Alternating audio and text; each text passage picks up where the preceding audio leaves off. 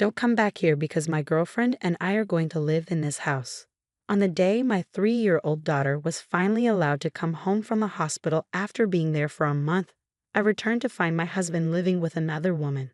I was shocked by his betrayal. Both he and his girlfriend laughed at me, mocking me. To make things worse, my husband had the nerve to call me back to clean up the house, essentially kicking me out.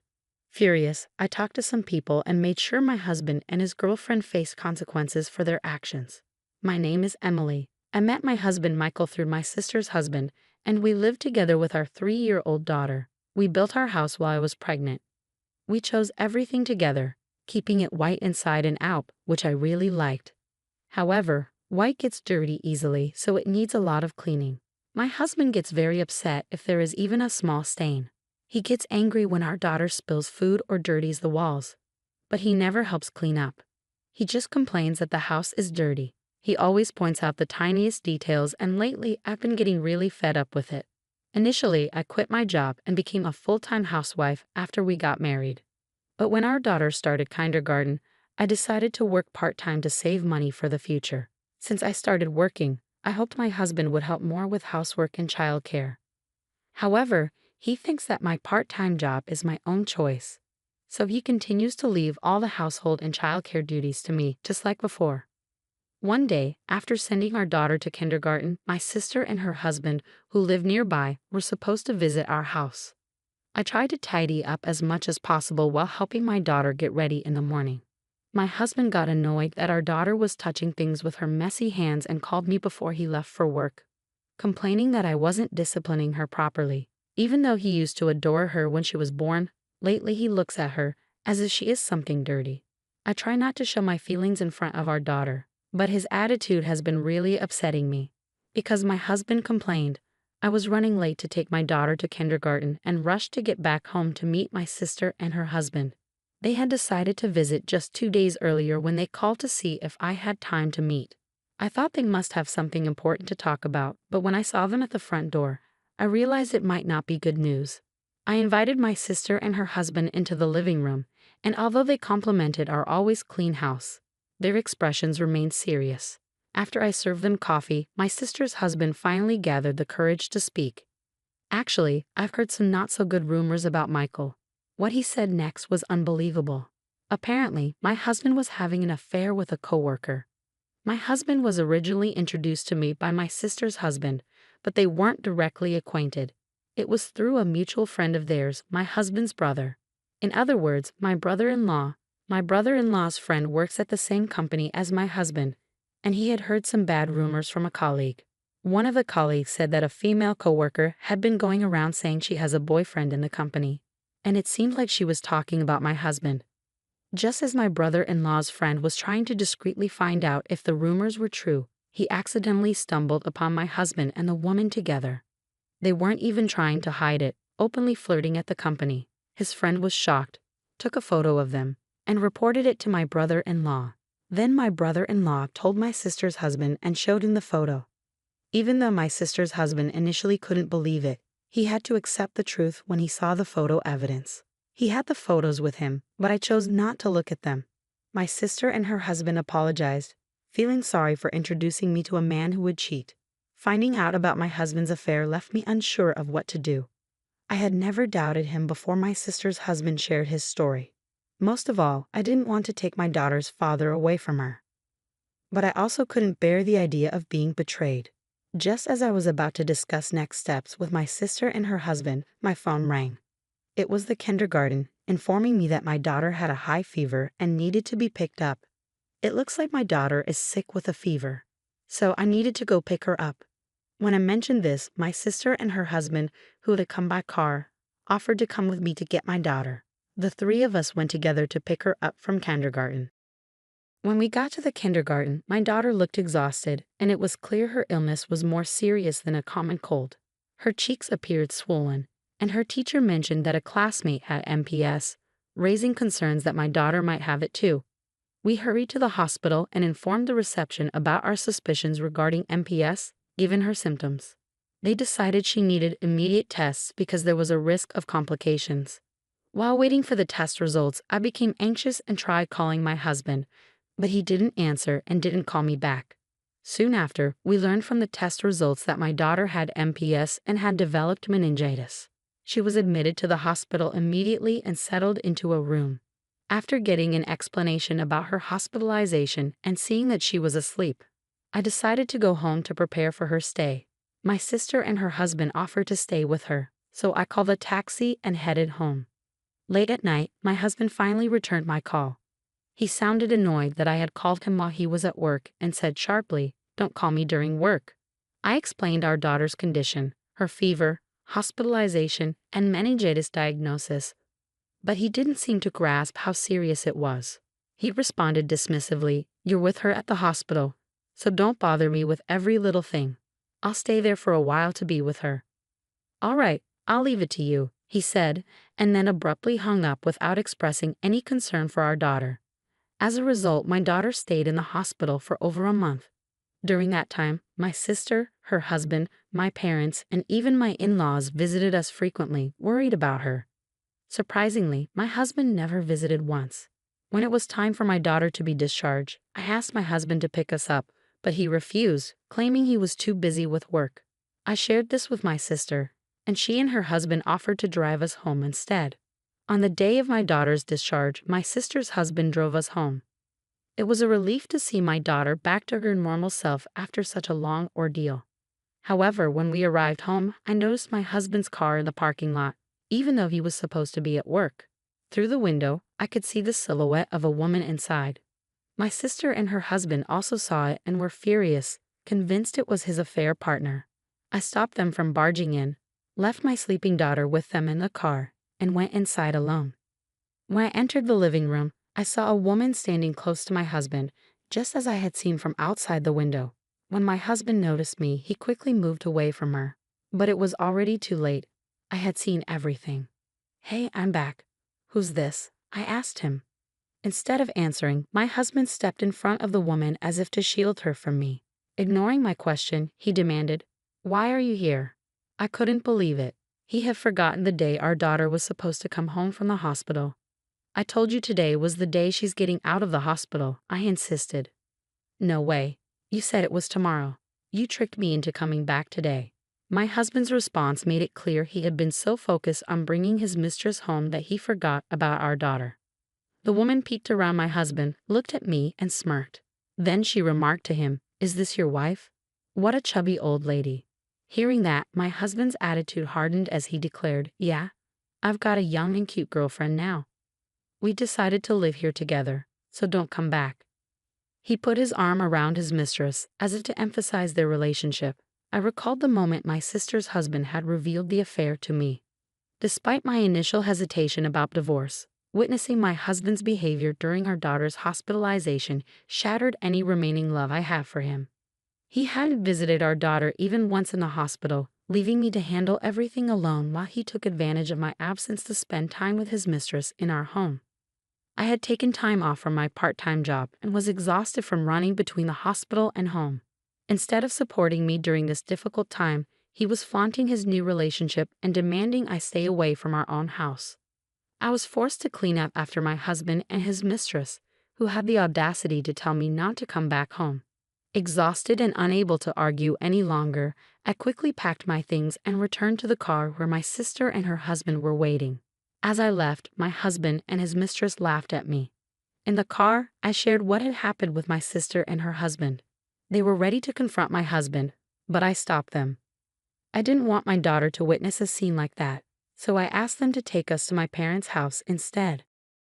We found a warm welcome there, and my daughter gradually improved while staying with my parents.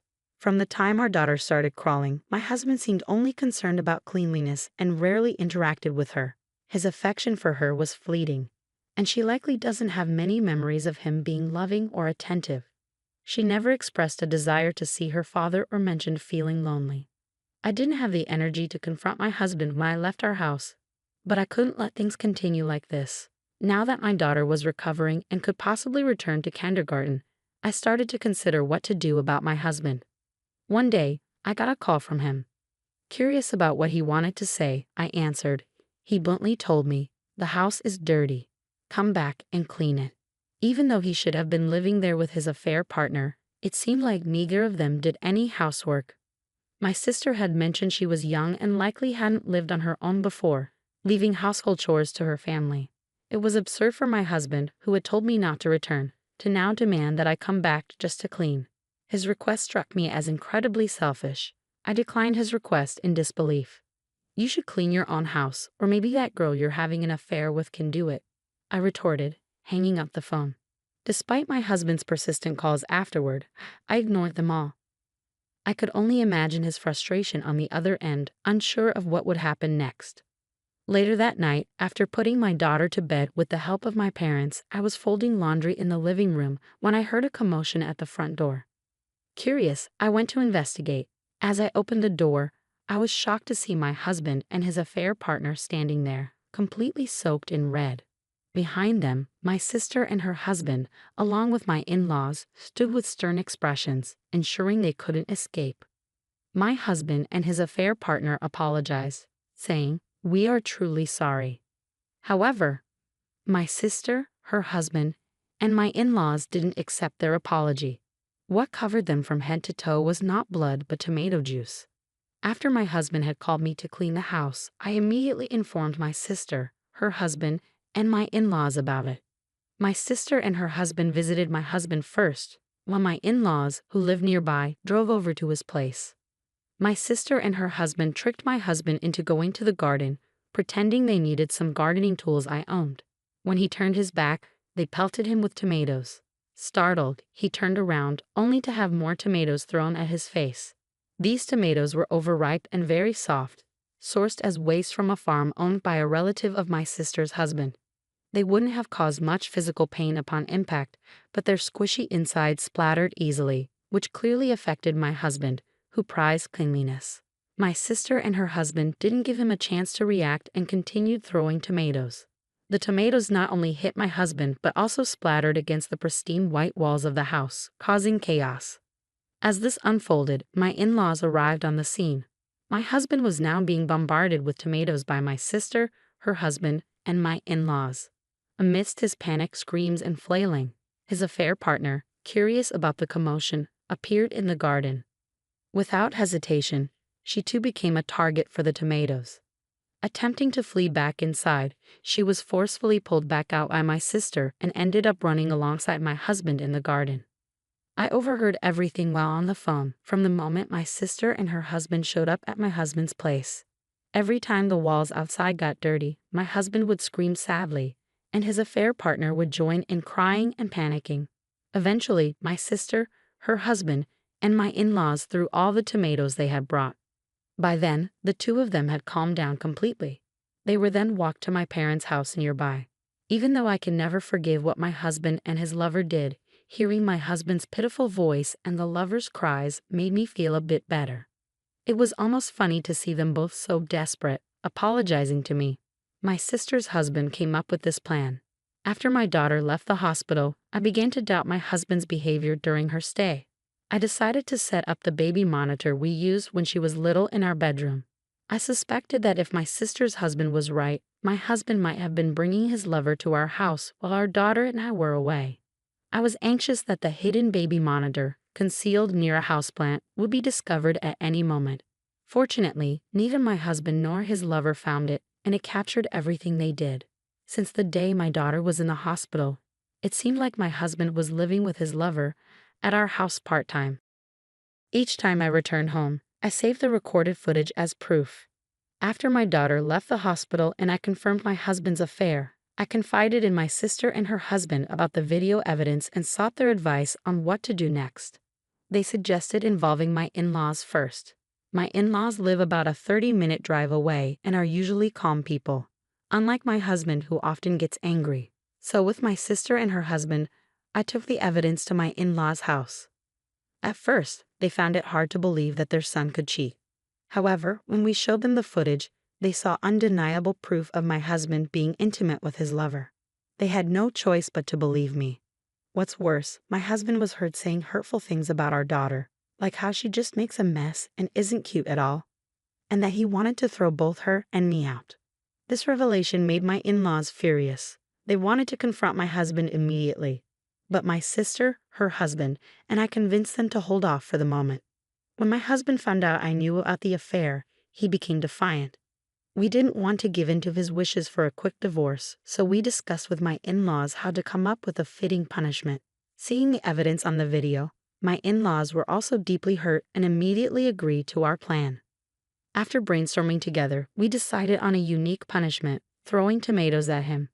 This idea came from my sister's husband, who had studied in Spain and was inspired by the tomato festival there. We thought it would be satisfying because my husband really dislikes getting dirty, and throwing tomatoes wouldn't cause any harm. It was also convenient timing since my sister's husband's relatives, who are farmers, had an excess of tomatoes that were going to be discarded. Initially, I was taken aback by the unusual idea, but I soon realized that simply throwing tomatoes wouldn't suffice. I felt my husband deserved to experience some discomfort from being hit by tomatoes, so I agreed to the plan. My sister, her husband, and my in-laws were all set to carry it out. I wanted to join in throwing tomatoes at my husband as well, but I was still concerned about my daughter's well-being and couldn't leave my parents' house. Additionally, my sister and her husband felt guilty for introducing me to my husband, and my in-laws felt responsible for how they raised their son. So it was decided that the four of them would proceed with the plan without me. I made sure they promised to do it outside the house, not inside. Despite my disappointment at not being able to throw tomatoes myself, witnessing my husband and his lover in such a pitiful state, thanks to my family, was oddly satisfying. I had already informed my parents about my husband's affair, so when they were brought to my parents' house, they were visibly uneasy. I threw the divorce papers at my husband without looking him in the eye and said firmly, "Let's get divorced. I have all the evidence of your affair. You'll also need to pay child support." Upon hearing the mention of child support, the lover reacted with disbelief. It seemed she had been imagining marrying my husband, becoming a housewife, and living comfortably. Realizing that child support payments could burden her financially, she began denying any involvement, claiming, "I have nothing to do with this man." That's when I mentioned the footage from the baby monitor. At this point, the lover argued that it was an invasion of privacy, and my husband backed her up, threatening legal action against me. However, my in-laws, along with my sister and her husband, scolded them harshly. Still shaken from the tomato incident, both of them fell silent quickly. When I reiterated to my husband that he needed to agree to the divorce, he reluctantly began to complain. "I've been supporting you all this time, and as a housewife, you should obey your husband. You can't even clean properly. You were a useless wife. It's only natural that I cheated on you," my husband sarcastically remarked, mocking the idea of a part-time working mother being able to support herself. However, there was a reason why I decided to return to my parents' house this time. It wasn't just because my parents and my sister and her husband welcomed me back, but also because I was offered a full-time position at my part-time job. When I informed my husband about this opportunity, he clicked his tongue in frustration. That's when I made it clear to him that my daughter and I would never return to that house again. Predictably, my husband started complaining about who would clean the walls of the house. But ultimately, it was his infidelity that caused all of this, and he was entirely at fault. When he demanded that I pay for cleaning the exterior, my in-laws had had enough. They disowned him right then and there for bringing up such trivial matters at this point. After being disowned by my in-laws, my husband unexpectedly proposed to his mistress. Covered in tomato and feeling humiliated, she had lost all affection for him, and the idea of paying child support added to her rejection. She bluntly told my husband, "I'm not interested in a man without money," leaving him stunned. Under our stern gazes, my husband reluctantly agreed to our divorce. We informed them that we would continue discussions through our lawyers, and then we sent my husband and his mistress away. I'm not sure what they discussed on their way back, but apparently they ended up angrily arguing and parted ways, cursing each other out. Afterwards, my husband ended up living alone in our house, struggling to manage the mortgage and child support payments on his own. He tried seeking help from his brother, but was coldly turned away and cut off from his family. Now he had no one left to rely on. Meanwhile, the mistress faced repercussions from the rumors about her relationship with my husband. She ended up quitting her job, and when her affair was discovered by her parents, they disowned her just like my husband's family did to him. She was kicked out of her parents' home and now lives in a cheap, run-down apartment, During the day, she works part-time, and at night, she works in a nightclub to make ends meet. My sister once spotted the mistress working at a store's register and remarked how much weight she had lost and how aged she looked, despite being in her early 20s. It's heartbreaking to think about how a single mistake could dramatically alter someone's life and rob them of so many potential happy moments. As for me, I've started working full-time with the support of my parents, sister, and her husband, who welcome me back to their home. It's challenging at times, but I'm beginning to feel a sense of achievement as I take on more responsibilities at work. My daughter has settled into living with my parents and is thriving each day. When we lived with my husband, she struggled to get along with adult men, likely due to his yelling. Now, she's gradually overcoming that thanks to the kindness shown by my sister's husband and my father. Surrounded by a caring family, my daughter and I are now enjoying a peaceful and happy life.